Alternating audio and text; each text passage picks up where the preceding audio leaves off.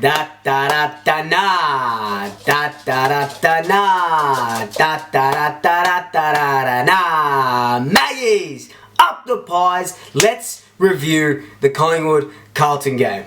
Let's get into it.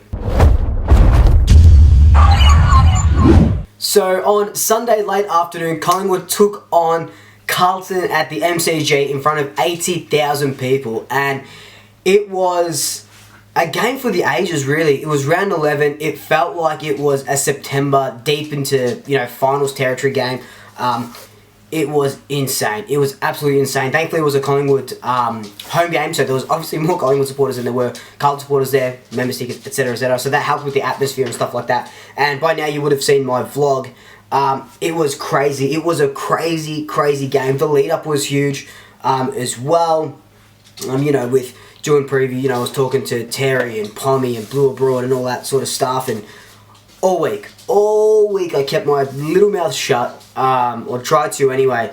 But I was copying it. I was copying it in comments, copying it in DMs.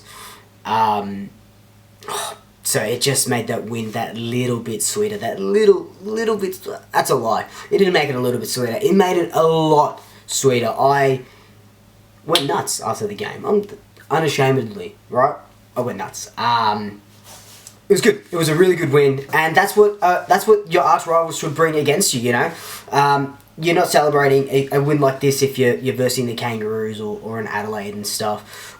You do that when Manchester City beats Manchester United, Liverpool get one over Everton, Barcelona beat Real Madrid, Collingwood beat Carlton, and I'm sure if the shoe was on the other foot and Carlton beat us with that Jack Silvani kick at the end, I would have copped it, taken it on the chin, because that's exactly what it is. It's footy banter.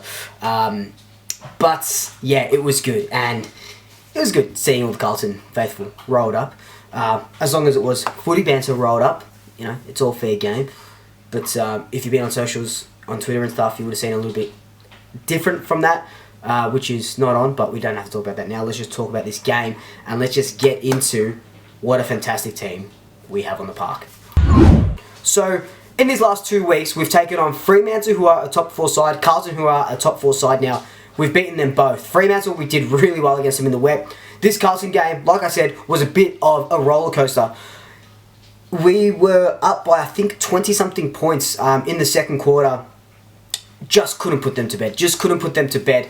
And they go ahead and they kick 5 in a row. They lead going into halftime. They don't kick another goal in the third quarter, but they kick 4 unanswered in the last quarter after we have kicked a couple, and after we're, I think, up again by 20-something points, 24 points or something like that.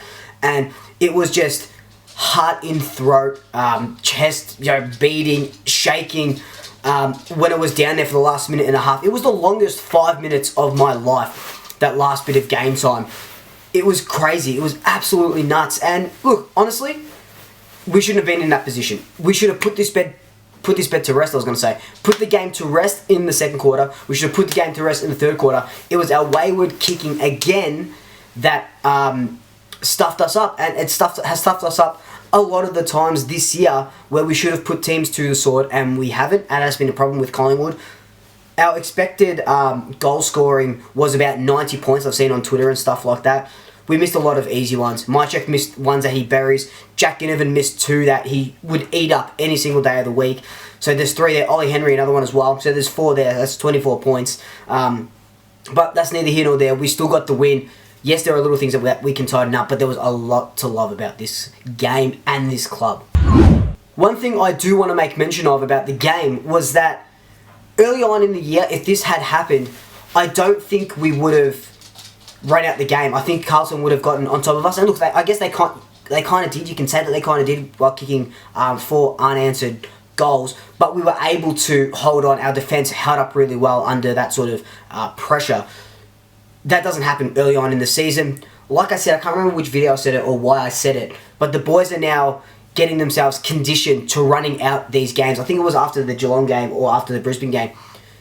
They are just getting conditioned now to run out the rest of these games and hopefully, run out with that win. That JSOS, from the angle that I was sitting at, and you can see it in my vlog, it looked like it went in and my heart just sunk. But our defense did so well. And Curnow, I said before the game, Curnow, I've resigned to him kicking 3 to 5 goals. He ended up kicking 4. Darcy Moore did a fantastic job on him. Our defenders did such a good job in general. Our forward line was really good. I said that, you know, they were going to beat us in the midfield, and they pretty much did.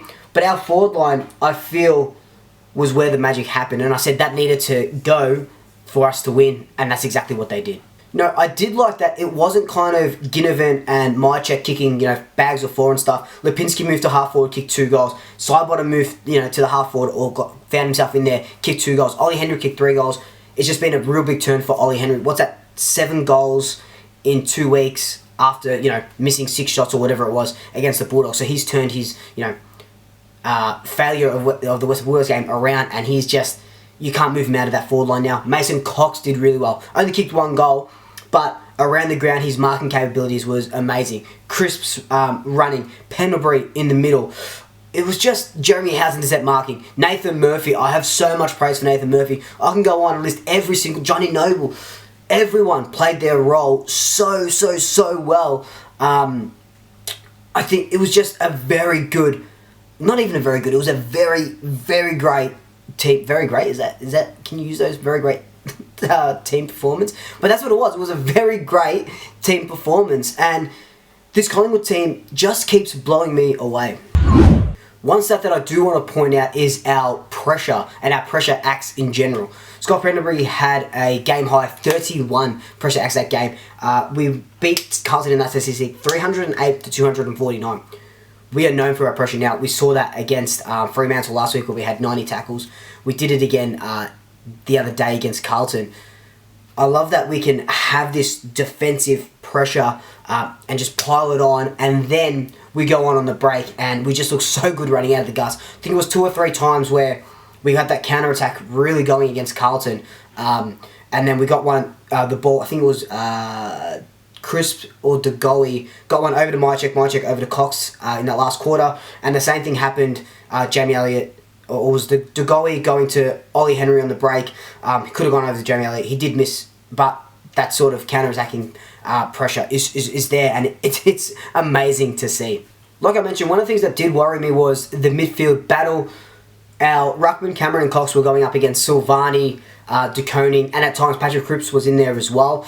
I always forget that Patrick Cripps is actually not 2 metres tall, but he's pretty tall to be that second sort of ruck fiddle. We won the hitouts. I think that was always going to happen. We only lost clearances by, what is that, 9:30 to 1:30?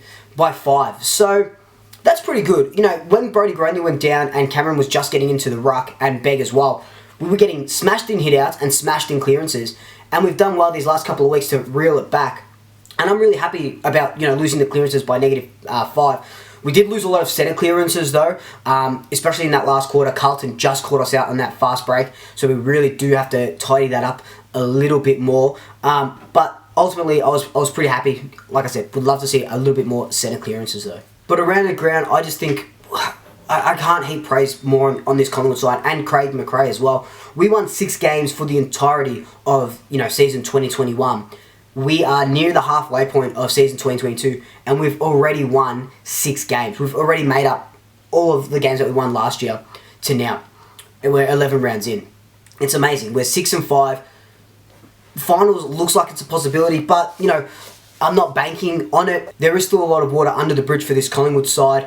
Yes, I would love to play finals, obviously, but getting games with the kids, I think, is more important. Getting our game plan the way we wanted to is more important. Seeing out these games, you can't let a team like Carlton, you know, kick 4 in a row out towards the end of the game and come back after you're kind of comfortable, whatever it was, 24, 29 points up or whatever.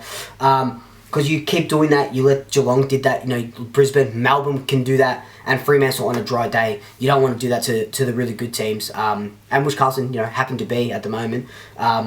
So you can't afford that, especially deep into finals or deep into the end of the season where young legs are going to get a little bit tired, tidied up, a little bit of conditioning. But overall, I just loved everything about this team, and just sticking it to Carlton after they were 8-2 on top of the world, pushed them out of the top 4 at the moment, albeit on percentage, but still, it was just great to get the win. It was just, it just made it so much sweeter to get the win after all this shit I've been copying. as, you know, Swoop Luke, but it comes with the territory.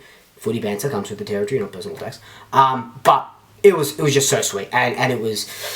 I love this club. I love this club so much. Oh, man, it's exciting. It's an exciting time to be a Collingwood supporter. There's going to be games that we win like this. There's going to be games that we lose like this, and that's fine. That's fine. It's going to be okay. But we got the win this time. The Jack Silvani kick was on the wrong side of the post for them, right side of the post for us. Could not be happier. But until then, let me know who was your player of the match down below. What did you love about the game? What do you think we need to improve on? Let me know all your thoughts again down below. But until then, like, comment, subscribe, tell your family, tell your friends, tell your pets, and until next time, double checkers. I'll sweep you later.